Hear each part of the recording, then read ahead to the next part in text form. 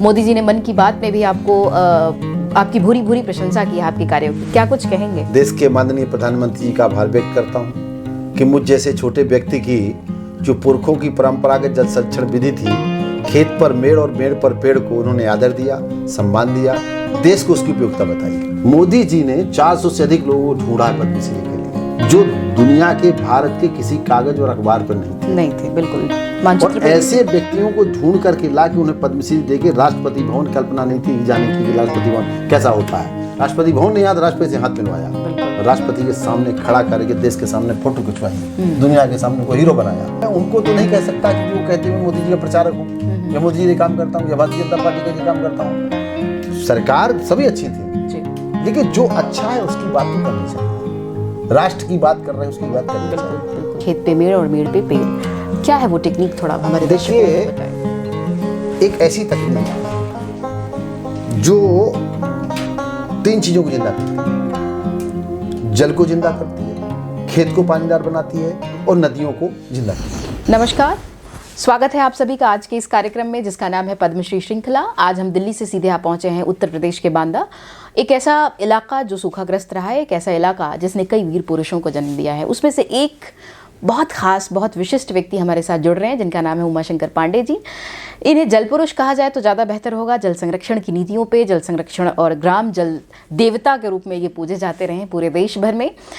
कई सालों से इनकी सेवाएं जारी हैं और कहते हैं कि ना कभी थके हैं पैर, ना कभी हिम्मत हारी है और हौसला है परिवर्तन का, इसलिए ये सफ़र जारी है। तो ये शब्द बिल्कुल सटीक बैठते हैं उमाशंकर जी पे। हाल में ही इनको पद्मश्री सम्मान मिला है। सम्मान इसलिए क्योंकि इन्होंने ग्राम की सेवा की है, ग्राम को जल से भरा है और उस भराव में, उस पदयात्रा में इन्होंने कई मीलों का लंबा सफ़र तय किया। आज हम बातचीत करेंगे और इस बातचीत की श्रृंखला में शामिल करेंगे और इनके अनुभव को जानने की कोशिश करेंगे कि किस तरह से इन्होंने इस श्रृंखला को और इस यात्रा को आगे बढ़ाया। स्वागत है सर, आप बहुत बहुत बधाई। आपको पद्मश्री सम्मान मिला है, राष्ट्रीय सम्मान मिला है और ख़ासतौर से जल संरक्षण के लिए मिला है। मैंने सुना है मोदी जी ने मन की बात में भी आपको आपकी भूरी भूरी प्रशंसा की है आपके कार्यों की, क्या कुछ कहेंगे? मैं इसके लिए देश के माननीय प्रधानमंत्री जी का आभार व्यक्त करता हूं कि मुझ जैसे छोटे व्यक्ति की जो पुरखों की परंपरागत जल संरक्षण विधि थी, खेत पर मेड़ और मेड़ पर पेड़ को उन्होंने आदर दिया, सम्मान दिया, देश को उसकी उपयोगिता बताई। बिल्कुल। जब हम बात करते हैं, आप एक बहुत ही अनूठी शैली में काम कर रहे हैं, बहुत अलग तरीका है, खेत पर मेड़ और मेड़ पर पेड़। ये आइडिया कहाँ से आया और कैसे आया? मेरा ये नया आइडिया नहीं है।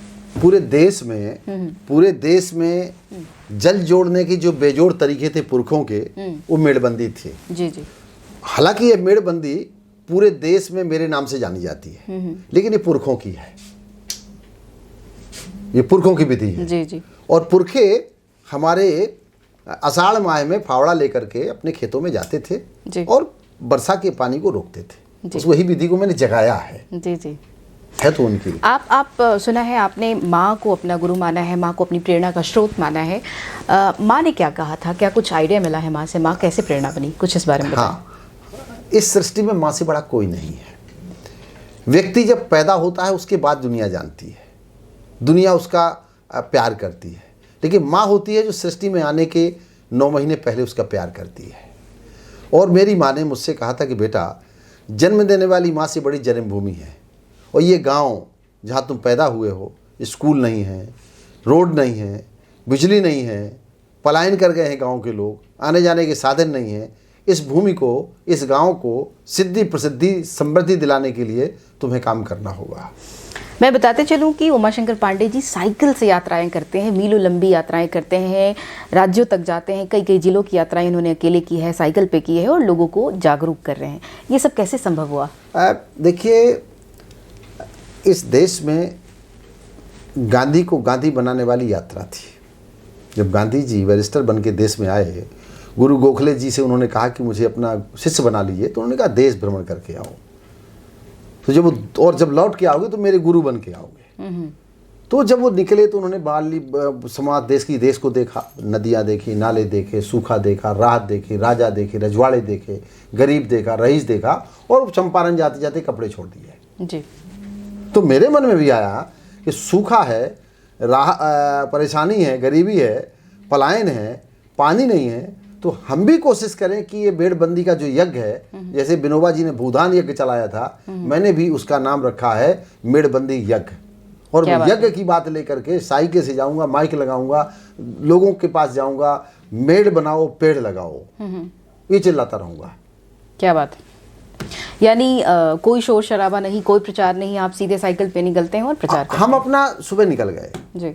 एक गांव चले गए, 2 गांव चले गए, 3 गांव चले गए, नेहरू युवा केंद्र के लड़के मिल गए, विद्यार्थी परिषद के हमारे साथी मिल गए, हमारे सर्वोदय के कार्यकर्ता मिल गए, स्वयंसेवक संघ के विद्यार्थी मिल गए, हम लोग सब लोग बैठ गए, मजीरा बजाया, कुछ आपस में भजन पूजन अच्छा चर्चा चलती रही।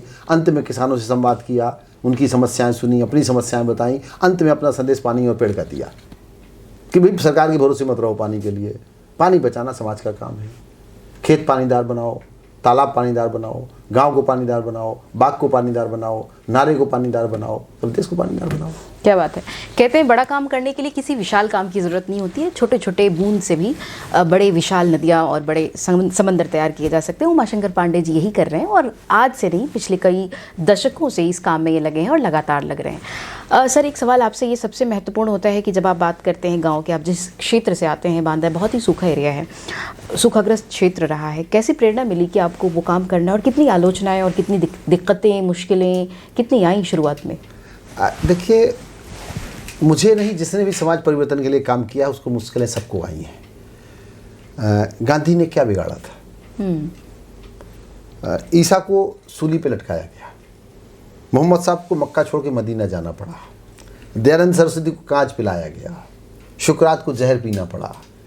जब आप परिवर्तन का काम करते हैं, परिवर्तन में कुछ भी समाज में नया करते हैं, तो फिर उस समाज में कुछ असामाजिक तत्व भी होते हैं, वो आपको अमर करते हैं, आपके काम को अमर करते हैं। तो मुझे मारा गया, पीटा गया, मेरे घर में आग लगाई गई, मेरे भाई का अपहरण हुआ, अच्छा, मेरे भाई की हत्या हुई। ओह, वो तमाम सारी चीज़ें होने के बाद भी मैं डिगा नहीं और चलता रहा। चलते चलते उस बांदा में काम किया जहाँ मालगाड़ी से पानी बांदा से स्टेशन से चित्रकूट के मानिकपुर रोज जाता था। क्या बात।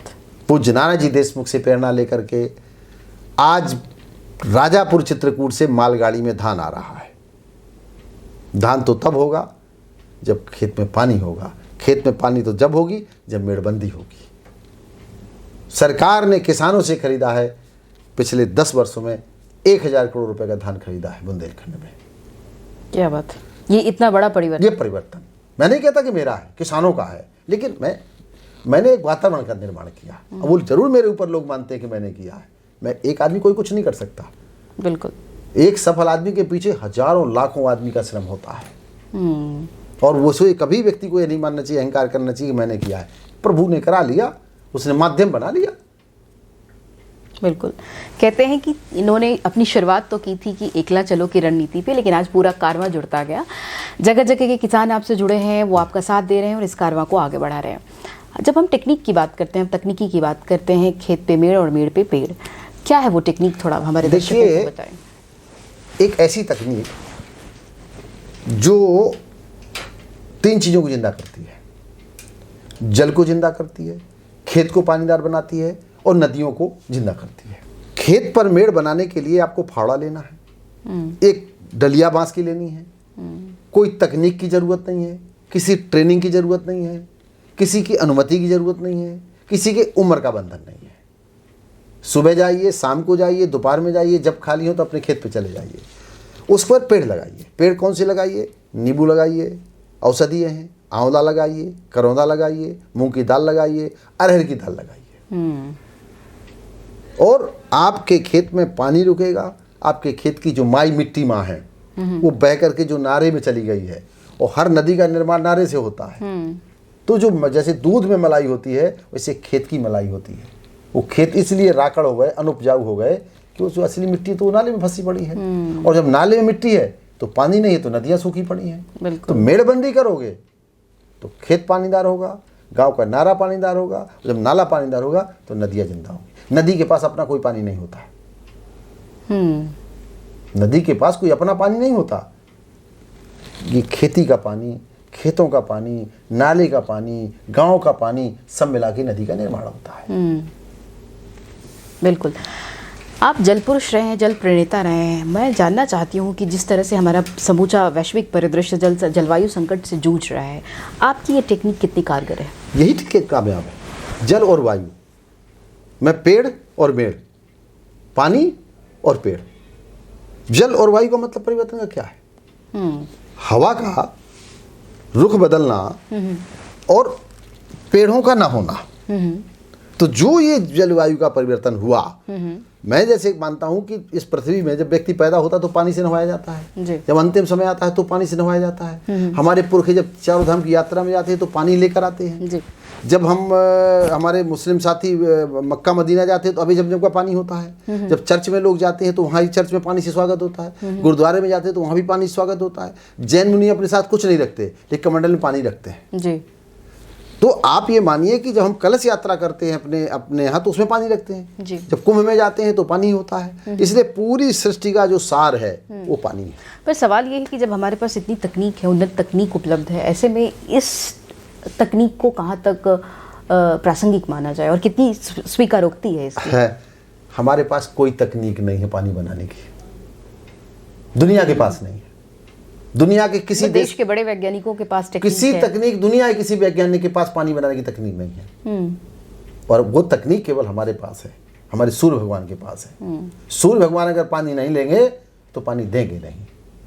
बादल आप ट्रांसफर नहीं कर सकते। पर हमारे देश में रेन वाटर हार्वेस्टिंग पे बहुत काम हो रहा है। काम हो रहा है, पानी होने पर काम हो रहा है, पानी बनाने का काम नहीं हो रहा। तो आपकी जो तकनीक है वो पानी पैदा मेरा पानी बनाने पर काम है, मेरा बादल लाने का काम है। मेरी तकनीक में पेड़ लाते हैं बादल को। कोई तकनीक ऐसी नहीं कि राजस्थान में बादल हैं उत्तर प्रदेश में ले जाएं, आकर्षित करते हैं बादलों को। हम केवल ला सकते हैं पेड़ लगा करके, क्योंकि पेड़ों के पास ताकत है बादल को लाने की। तो जो मेरी तकनीक है, मेरे पुरखों की तकनीक है, आज भले ही मेरे नाम से जानी जाती हो, पर जो हमारे जो पुरखे थे, जिन पुरखों के पास जग जोड़ने के बेजोड़ तरीके थे, उस विधि को मैंने जगाया है और बगैर पैसे की है। चूंकि आप साइकिल पे यात्राएं करते रहे हैं और उन यात्राओं के जरिए आपने बहुत सारा अनुभव भी प्राप्त किया है, क्या कुछ लगता है जब आप नए लोगों से मिलते हैं, नई जगह पे जाते हैं, कैसी प्रतिक्रिया होती है लोगों की? देखिए, वो कुछ हंसते हैं, कुछ उपहास करते हैं, कुछ कहते हैं मोदी का आदमी है, मोदी जी के आदमी है भाई ये। कुछ कहते हैं कोई एनजीओ से फंड मिला होगा, जबकि आपको पता है कि मेरी कोई एनजीओ नहीं, कोई संस्था नहीं, कोई कार्यालय नहीं, कोई ऑफिस नहीं है। मैंने कोई अनुदान के लिए नहीं अप्लाई किया, मैंने किसी पुरस्कार के लिए अप्लाई नहीं किया। मुझे कभी राजनीति में चुनाव नहीं लड़ना जीवन में। मेरी माँ ने कहा था कि ये काम मत करना, तो जो मेरी माँ ने जितना कहा था उससे आगे मुझे नहीं जाना है इस जीवन में।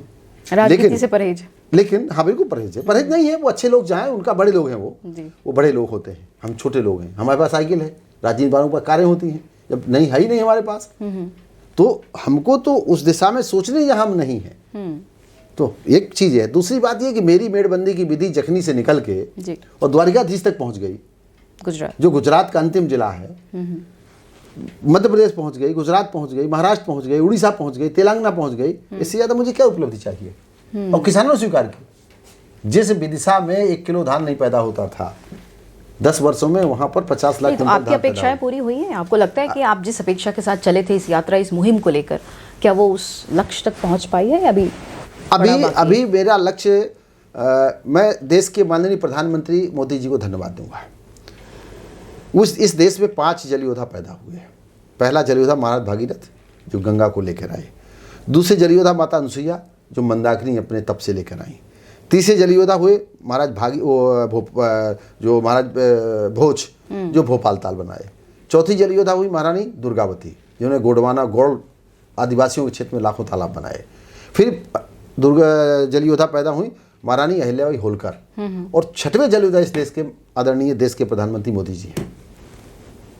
वो हर मन की बात में, हर जगह मंच पर, हर सामाजिक कार्यक्रमों में जल और पेड़ की बात करते हैं, सामाजिक सरोकार में पानी की बात करते हैं। मुझ जैसे छोटे से व्यक्ति की तकनीक को उन्होंने देश भर के प्रधानों को पत्र लिखा, 2 लाख प्रधानों को, 2,50,000 प्रधानों को पत्र लिखा कि मेड़बंदी सहित परंपरागत तरीके से जल संरक्षण करें, वर्षा जल को कैच द रेन, वर्षा की बूंदें जहां गिरें वहीं रोकें, जो मैं मेड़बंदी की बात कर रहा हूं। मेरे मॉडल को 470 ग्राम पंचायतों में बांदा जिले में लगाया गया, फिर 1 लाख गांव में कृषि उत्पादन आयुक्त ने उस मॉडल को लगाने की बात की। नीति आयोग ने पूरे देश के लिए उस मॉडल के लिए कहा कि ये एक्सीलेंट मॉडल है।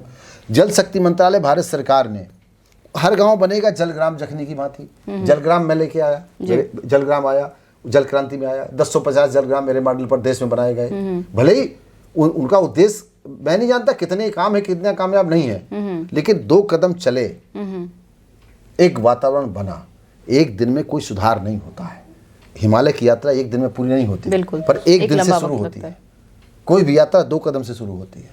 हमारी जो दुनिया में आबादी है वो 17% है जी। हमारे पास जो जमीन है वो 4.25% है। हमारे पानी है 2% है। 5000 आदमी रोज अशुद्ध पानी पीने के कारण दुनिया में खत्म होता है। दूषित जल पीने। दुनिया के 40 देशों के पास पानी नहीं है। पानी बनाया नहीं जा सकता, केवल बचाया जा सकता है। पानी पाने के 2 तरीके हैं, या तो वर्षा जल या भूजल। वर्षा के दिन 120 से घट करके 41 दिन हो गए, 40 दिन हो गए। अब हमको ये सोचना है कि उन 40 दिनों के पानी को रोकना कैसे है, रिचार्जिंग कैसे की जाए। प्रधानमंत्री टपक योजना है, नल जल योजना है, जल जीवन मिशन है, अटल भूजल योजना है, योजनाएं सब हैं। सबका काम पानी रोकना है। किंतु किसान से ज़्यादा हमारे यहाँ 22 लाख हेक्टेयर भूमि में खेती होती है। दुनिया का दूसरा देश है ये जी, जहाँ सबसे ज़्यादा खेती होती है। और खेत में पानी रोका जा सकता है। पानी घर में रोकने की चीज़ थोड़ी है, पानी दुकान में रोकने की चीज़ नहीं है। पानी सरकारी बिल्डिंग में रोकने की एक सिंबॉलिक हो सकता है। बिल्कुल अच्छा, वो भी प्रयास अच्छा है। एक क्वेश्चन ये है कि ऐसे समय में जब लोग कार्य से ज़्यादा प्रचार में यकीन करते हैं और आर्थिक लाभ को लेकर बहुत केंद्रित होते हैं, आपने ऐसी स्थिति में बहुत अनूठे अंदाज में साइकिल से यात्राएं की हैं, बहुत साधारण और बुनियादी तरीके से लोगों को जागरूक कर रहे हैं लगातार। आपने कभी नहीं सोचा कि मुझे भी प्रचार चाहिए, मुझे भी बड़ा बैनर चाहिए, मुझे भी आर्थिक सहयोग और लाभ चाहिए? क्यों नहीं आपने एक अर्थ को केंद्रित किया? इसके पीछे क्या प्रेरणा रही? इसके पीछे 2 कारण थे। मैंने बड़े बड़े लोगों के अनुभव को पढ़ा है।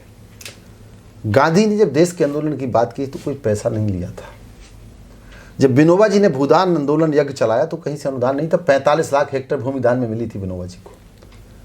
43,000 किलोमीटर विनोबा जी पैदल चले थे। संघ की स्थापना गुरु गोलकर जी ने जब की थी तो किसी से फंड नहीं लिया था। और दुनिया का सबसे बड़ा संगठन स्वयंसेवक संगठन है, राष्ट्रीय स्वयंसेवक संघ है दुनिया का। यहाँ साधना की जरूरत है, साधन की नहीं है।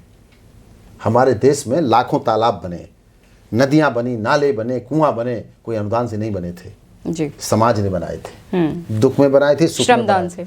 वो जो लोग विदेशों से पैसा लेते हैं, विदेशों से अनुदान लेते हैं, एनजीओ बनाते हैं, फंड CSR में फंड लेते हैं, वो भी अपना काम कर रहे हैं। मैं उनकी आलोचना नहीं कर रहा हूँ, उनका अपना काम है। मैंने गा से गंगा पढ़ा है, मैं गंगा के बारे में जानता हूँ। आपने गा से गरुड़ पढ़ा है, आप गरुड़ के बारे में जानती हैं। इन्होंने गा से गणेश पढ़ा है, ये गणेश के बारे में जानते हैं। किसी ने गा से गमला पढ़ा है, वो गमला के बारे में जानता है। किसी ने गा से गधा पढ़ा है, वो गधा के बारे में जानता है। ये जानने की बात है जी। मैंने गा से गाय पढ़ी है, मैं जानता हूँ कि गा से गाय गा हमारी माता है। गा से गंगा पढ़ी है, मैं जानता हूँ गंगा पवित्र है, मैं पानी का योद्धा हूँ। अच्छा, माननीय मोदी जी ने आपके एक प्रसंग को, आपके इस कार्य की बहुत प्रशंसा की है मन की बात में, जो आकाशवाणी का बहुत ही पॉपुलर कार्यक्रम है मोदी जी का, लाखों लोग सुनते रहे ग्रामीण अंचलों में भी। कैसे हुआ ये सब, कैसे क्या? देखिए, मैं एक बात कहूँगा, लोग ये कहते हैं कि मोदी जी का प्रचारक और समर्थक हूँ, उनके लिए प्रचार करता हूँ। मैं उनके लिए प्रचार नहीं करता, लेकिन जो अच्छा काम करता है उसकी तारीफ तो होनी चाहिए। बिल्कुल। मोदी जी ने 400 लोगों को, 400 से अधिक लोगों को ढूंढा है पद्मश्री के लिए, जो दुनिया के, भारत के किसी कागज और अखबार पर नहीं थे। बिल्कुल। और ऐसे व्यक्तियों को ढूंढ करके ला के उन्हें पद्मश्री देके राष्ट्रपति भवन, कल्पना नहीं थी जाने की कि राष्ट्रपति भवन कैसा होता है। उन्होंने भोजन करवाया, मिलवाया राष्ट्रपति से, राष्ट्रपति भवन नहीं याद, राष्ट्रपति से हाथ मिलवाया, राष्ट्रपति के सामने खड़ा करके देश के सामने फोटो खिंचवाई, दुनिया के सामने को हीरो बनाया। तो मोदी जी ही ऐसे व्यक्ति हैं। फिर आप लोग कहेंगे कि मोदी है तो मुमकिन है। बिल्कुल। एक बात कहूँगा। दूसरी बात यह है कि अब मैं उनको तो नहीं कह सकता कि जो कहते हैं मैं मोदी जी का प्रचारक हूँ, या मोदी जी के लिए काम करता हूँ, या भारतीय जनता पार्टी के लिए काम करता हूँ। सरकार सभी अच्छी थी जी, लेकिन जो अच्छा है उसकी बात तो करनी चाहिए। राष्ट्र की बात कर रहे हैं, उसकी बात करनी चाहिए। बिल्कुल। तो जो मोदी जी ने जो लोगों को ढूंढा, प्लेटफॉर्म दिया, उनकी पहचान करी, हम लोगों जैसे छोटे लोगों के नाम आकाशवाणी से आए, उस पर कलेक्टर ने ट्विटर किया, मुख्यमंत्री कार्यालय से ट्वीट हुआ, पूरे देश भर से लोगों ने ढूंढा, हमको शुरू किया। तो कौन नहीं चाहेगा इस देश का मुखिया अगर नाम ले ले, राजा नाम ले ले, प्रधान सेवक नाम ले ले, उसकी प्रशंसा हो जाती है। बिल्कुल। और उन्होंने तो पद्मश्री दिया है। पद्मश्री कोई छोटा सम्मान नहीं है, देश का सर्वोच्च नागरिक सम्मान है, बिल्कुल, उनमें से एक सम्मान है। तो जो व्यक्ति खोज खोज के लोगों को ला रहे हैं, हम लोग सब लोगों से हाथ मिला रहे हैं, एक दूसरे कंधे पर हाथ रख के पीठ ठोक रहे हैं, ऐसा कोई प्रधानमंत्री भी हुआ है देश में? शायद तो नहीं। नहीं, ये पहली बार हो रहा है। पहली बार हुआ है। तो जब आकाशवाणी से मन की बात में नाम आया, लोगों ने हमें बात कराई कि कोई मेरा मित्र अनंतपुरम में था कहीं, उनने फोन किया कि आपका नाम रेडियो में आ रहा है। मैंने तो नहीं सुना था कि मेरा नाम रेडियो में आ रहा है। फिर जब ट्वीट पे तो रैंडमली सिलेक्ट किया गया, जब वो तो अपना, वो उनका अपना चैनल है, अपने तरीके से वो ढूंढते हैं। जल शक्ति मंत्रालय से मेरा ट्वीट हुआ, फिर नीति आयोग ने मुझे ट्वीट किया, मुख्यमंत्री जी ने ट्वीट किया, डीएम साहब ने ट्वीट किया, राष्ट्रपति जी ने ट्वीट किया जी। लेकिन उसको लेकर के खोजने का काम किसने किया? वो मोदी जी ने किया। गृह मंत्री जी ने, वो गृह मंत्री जी उसके अध्यक्ष हैं, गृह विभाग देखते हैं, उनके मन में आया। उत्तर प्रदेश सरकार की योगी आदित्यनाथ जी हैं, उन्होंने हमारे काम को हमको आगे बढ़ाया। तो जब हमको माननीय मुख्यमंत्री जी ने सराहा, हमारे कलेक्टर ने सराहा, हमारे प्रधानमंत्री जी उसके अध्यक्ष हैं पद्म सम्मान समिति के, उन्होंने हमको सेवा की पद्मश्री दी। सेवा की पद्मश्री बड़ी कठिन पद्मश्री, बड़ी बड़ी बड़ी जांच पड़ताल की पद्मश्री है। एक कलाकार की पद्मश्री तो कला पर तय है, एक डॉक्टर की तय है, एक लेखक का तो तय दिखता है, समाज सेवा का कोई क्या दिखता है? नहीं दिखता है। बिल्कुल बिल्कुल। सबसे सेवक धर्म कठोरा। एक माँ सुबह से शाम तक काम करती है और तब भी बच्चे कहते हैं अम्मा तुमने क्या किया है। तो वैसे ऐसी परिस्थिति में मेरी माँ प्रेरणादायक थी मुझको। तो माँ ने मुझसे कहा कि भाई तुम्हें दिव्यांगता है मेरी, मैंने कभी दिव्यांगता का सहारा नहीं लिया। बिल्कुल। बोले तुम सर्टिफिकेट फाड़ दिया फेंक के कि तुम सर्टिफिकेट, तुमने दूसरे के बैसाखी बनना है कि तुम्हें मैंने बैसाखी बनाया था कि तुम सहारा बनो दूसरे का। तो ऐसे में देश के प्रधानमंत्री के प्रति मेरे जो आदर के भाव हैं वो रहे हैं और रहेंगे, आगे भी हम उनके मार्गदर्शन में काम करेंगे। बिल्कुल जी हाँ। तो हम बातचीत कर रहे हैं एक जल पुरुष से, जल योद्धा से, जिनका व्यक्तित्व और कृतित्व दोनों ही सराहनीय है, उत्तम है, और हम लगातार इनके कार्यों की और इनकी उपलब्धियों की, इनके योगदान की चर्चा कर रहे हैं। समाज में इनका जो योगदान रहा है उसको सराहते हुए हाल में ही यशस्वी प्रधानमंत्री जी ने इन्हें पद्मश्री सम्मान से नवाजा है, अलंकृत किया है, हमने उसकी भी चर्चा की है। सर, आपका काम बहुत अलग है, लेकिन युवाओं को कैसे जोड़ेंगे इसे? ये थोड़ा मैं युवाओं से जरूर कहूँगा ये बात, बिकॉज आज के युवा जो है जो थोड़ा सा लोग शॉर्टकट अपनाने की कोशिश करते हैं। सफलता शॉर्टकट रास्ते से नहीं आती है, उसके लिए लंबा संघर्ष करना, अनुभव बाजार में नहीं मिलता। बिल्कुल सत्य, 100%। अनुभव तो खुद से मिलता है। मुझे जब 1999 में तत्कालीन राज्यपाल डॉक्टर सूरज भान जी ने तत्कालीन उत्तर प्रदेश के मुख्यमंत्री राम प्रकाश गुप्ता जी की अध्यक्षता में राजभवन में जब सम्मान दिया, तो उन्होंने एक बात कही थी, और ये कही थी कि आज मेरे हाथ से आप सम्मान ले रहे हैं और मैं आशा करता हूं कि आपको देश का प्रथम नागरिक पद्म सम्मान दे। क्या बात। लेकिन उसके लिए जलना होगा, तपना होगा, मेहनत करनी होगी, अंगारों पे चलना होगा, डिगे ना, टूटे ना, रूठे ना, झुके ना, राष्ट्र धर्म प्रथम तुम्हारा होना चाहिए। तुम अपना गुलाब बनो कि तुम्हारी खुशबू से वो खुद तुम्हारे पास आए। और आज स्थिति हुई कि माननीय प्रधानमंत्री जी ने हमारे काम का मूल्यांकन किया, माननीय मुख्यमंत्री जी ने मूल्यांकन किया और देश का उन्होंने मुझे सम्मान दिया।